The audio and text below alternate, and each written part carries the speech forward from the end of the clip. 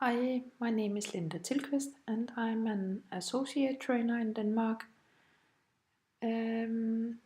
With me today is my 10-year-old mare, Amaze. Amaze has some issues and among them is kissing spine.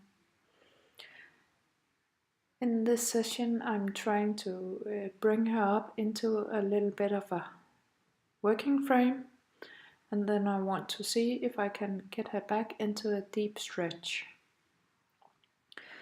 I'm also in this session trying to canter her for the first time in almost 4 years.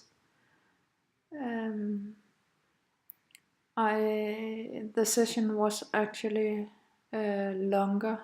I had the solo shot videotaping us, but it wasn't tracking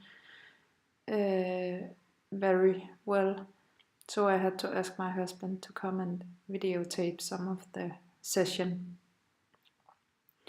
So before this work, Amaze has been lunch, which I'm always doing before I ride her, and I have been working her for about, I guess, 5 minutes or so.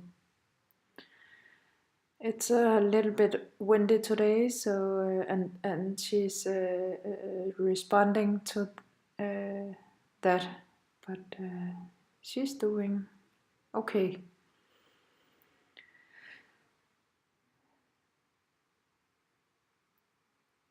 So here I'm trying. I wanted her to lick Yale, but she was a bit tense.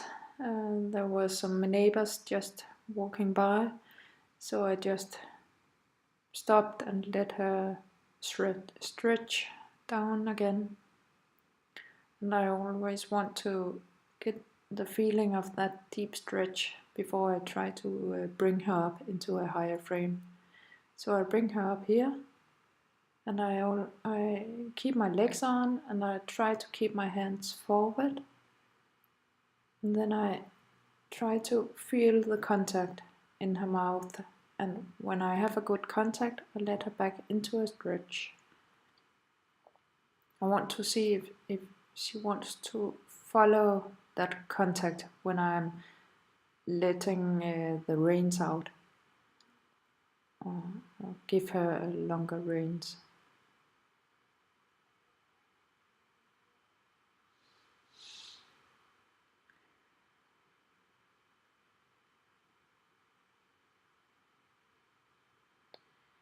And yes, again, sometimes I'm just putting my legs on a little bit and she will come up, and I use that to try to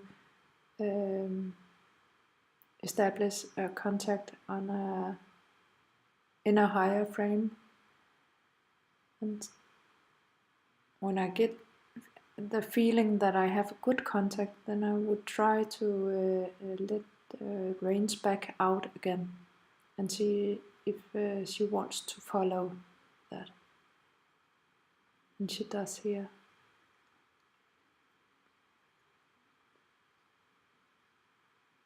And sometimes if she's coming up on her own, I'm also trying to see if I can get the contact to her mouth, and then when I have a good contact I want to try to get her back into a stretch. I'm working this horse mostly in a deep stretch. Here I'm bringing her up again, and I want her to follow the contact back down, but I did not get a good enough contact before I let the reins out, so it takes me longer to get her to stretch deep. But she's stretching here. And so I pet her, but I wanted to bring her up also because I'm want to get her into the trot. And she's always a little bit fussy in the beginning of the trot. Before she would, it would take about a minute or two before she would relax and begin to stretch. And now it only takes about a circle.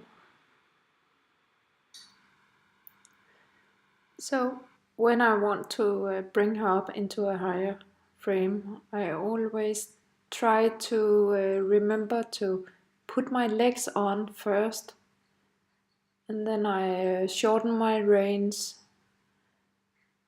and I want to see if I can get that good feeling to her mouth. And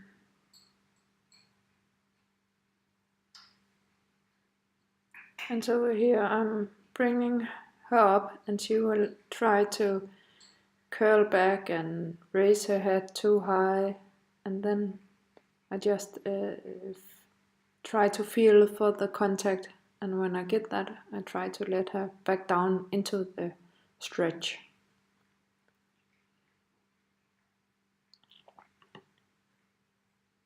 So here I'm bringing her up again, and she's actually doing quite good,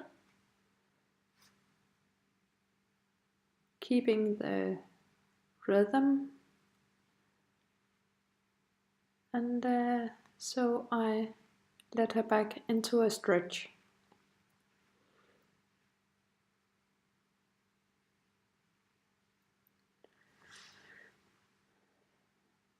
I think it's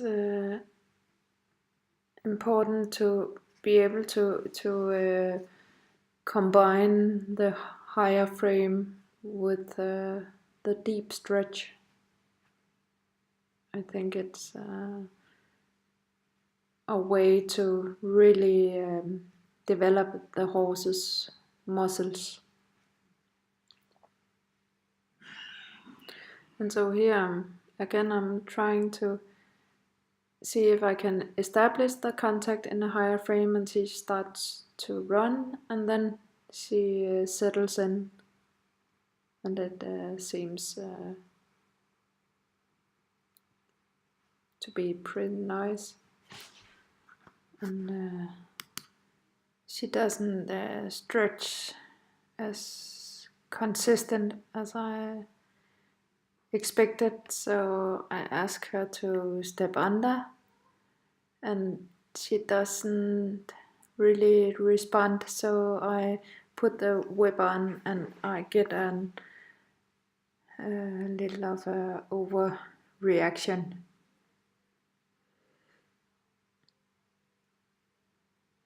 So here we are going back to the walk, and next step is the canter. I've seen her in the lunch line when I've asked for canter. She is beginning to stretch a little bit. She is not consistent, but she's stretching. And after the canter, she's trotting much better. So I've been thinking about trying that when I'm riding her. And so that's what we are doing today. And I've been a little bit curious about what it would be like, because it's been 4 years since I've been asking for canter. She has been jumping into canter on her own a few times when I've asked for more activity in the trot, but she's only been able to sustain it for a few strides, and I've never tried to push her for more. So in a moment I'm asking for it.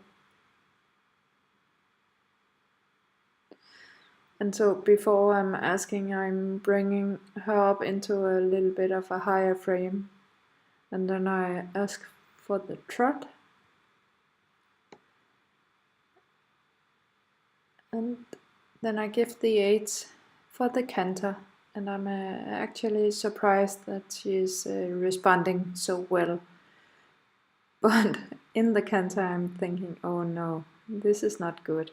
She's completely hollow, and I have to stop when we get to the end of the arena.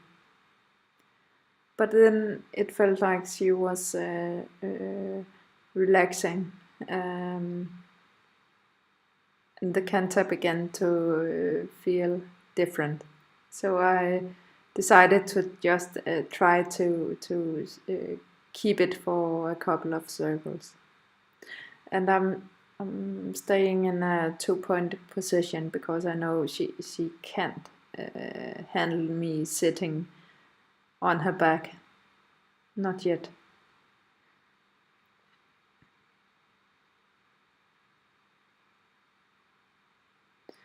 And I've seen in the lunch line that it improved the trot, and it is. So you can see here that the trot is much better after the canter. And that was actually what I was looking for. So I was really pleased with this.